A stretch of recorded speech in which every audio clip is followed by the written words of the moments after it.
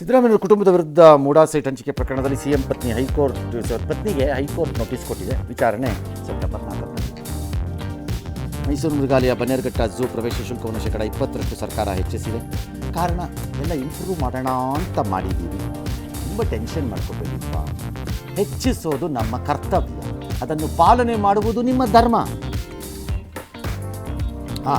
Next, ಚಿತ್ರದುರ್ಗದ ರೇಣುಕಾಸ್ವಾಮಿ ಕೊಲೆ ಪ್ರಕರಣದಲ್ಲಿ ದರ್ಶನ್ ಸೇರಿ ಆರೋಪಿಗಳೆಲ್ಲ ಇವತ್ತು ಕೋರ್ಟ್ಗೆ ಹಾಜರಾಗಿದ್ದರು. ಅವರೇನೋ ಫಾರಿನ್ಗೆ ಹೋಗ್ತಾ ಇರ್ತಾರೆ, ಇದಕ್ಕೆ ಶೂಟಿಂಗ್. ಬೆಂಗಳೂರು ಮೈಸೂರು ರಸ್ತೆಯ ಗಾಳಿ ಆಂಜನೇಯ ದೇವಸ್ಥಾನನ ಮುಜರಾಯಿ ಇಲಾಖೆಗೆ ಸೇರಿಸಿದಾರಂತೆ. ಹುಂಡಿ ಹಣ ಎಣಸೋವಾಗ ಆಡಳಿತ ಮಂಡಳಿಯವರೇನೋ ಕದ್ದುಬಿಟ್ರು ಅಂದ್ಬಿಟ್ಟು ಅದನ್ನು ಮಾಡಿದ್ದಾರೆ. ಕಳ್ಳತನಕ್ಕೆ ಒಂದಕ್ಕೆ ಇದಾದರೆ ಅಯ್ಯೋ, ಈ ರಾಜ್ಯದಲ್ಲಿ ಎಷ್ಟು ಕಳ್ಳರಿದಾರೋ ಏನೋ ಯಾವ್ಯಾವ ಫೀಲ್ಡಲ್ಲಿ. ಆಯಿತು, ಮಾಡಿಸಿ. ಪೋಕ್ಸೋ ಕೇಸ್ನಲ್ಲಿ ಮುರುಘಾಶ್ರೀ ಇವತ್ತು ಚಿತ್ರದುರ್ಗದ ಕೋರ್ಟಲ್ಲಿ ಹಾಜರಾಗಿ ಹೇಳಿಕೆಯನ್ನು ದಾಖಲಿಸಿದ್ದಾರೆ. ಮುಂದಿನ ವಿಚಾರಣೆ ಎಲ್ಲ ಇನ್ಯಾರದ್ದು ಉಳಿದವ್ರದ್ದು ಮುಂದಿನ ವಿಚಾರಣೆ ಎಲ್ಲ ನಡೆಯುತ್ತೆ. ಅಮೆರಿಕ ಅಧ್ಯಕ್ಷರು ಬ್ರೆಜಿಲ್ ಮೇಲೆ ಒಂದು 50%, ಅಲ್ಜೀರಿಯಾ, ಇರಾಕು, ಲಿಬಿಯಾ ಅಂತ ದೇಶಕ್ಕೆಲ್ಲ ಒಂದು 30%, ಆಮೇಲೆ ಬ್ರೂನೈ, ಮಾಲ್ಡೋವಾ ಇಂಥ ಪಕ್ಷಕ್ಕೆಲ್ಲ ಒಂದು 25% ಯಾಕ್ರಿ ತೆರಿಗೆ ಅಂತ ಹಾಕಿದ್ದಾರೆ. ಬ್ರೆಜಿಲ್ ಹೇಳಿದ್ದಾರೆ, ಅಯ್ಯೋ ನೀವು ಒಬ್ಬರೇ ಅಲ್ಲ, ನಾವು ಹಾಕ್ತೀವಿ. ಬಹುನಿರೀಕ್ಷಿತ ಎಲ್ಲೋ ಲೈನ್ ಮಾರ್ಗ ಆಗಸ್ಟ್ 15 ತಾರೀಕು ಆರಂಭ ಆಗ್ಬೋದಂತೆ.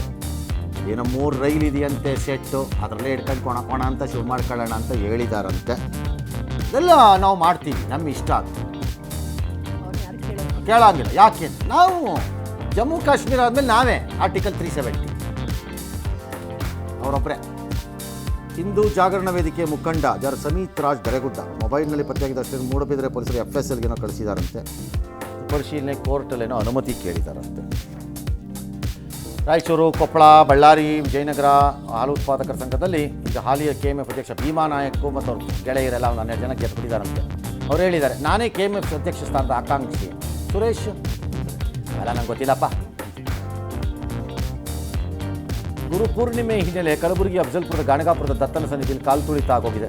ಬಸವ ಕಲ್ಯಾಣದ 50 ವರ್ಷದ ಕಲಾವತಿ ಎನ್ನುವರು ಸಾವನ್ನಪ್ಪಿದ್ದಾರೆ. ಮಂತ್ರಾಲಯದಲ್ಲಿ ರಾಘವೇಂದ್ರ ಸನ್ನಿಧಾನಕ್ಕೂ ಭಕ್ತ ಸಾಗರ ಹರಿದು ಬಂದಿತ್ತಂತೆ.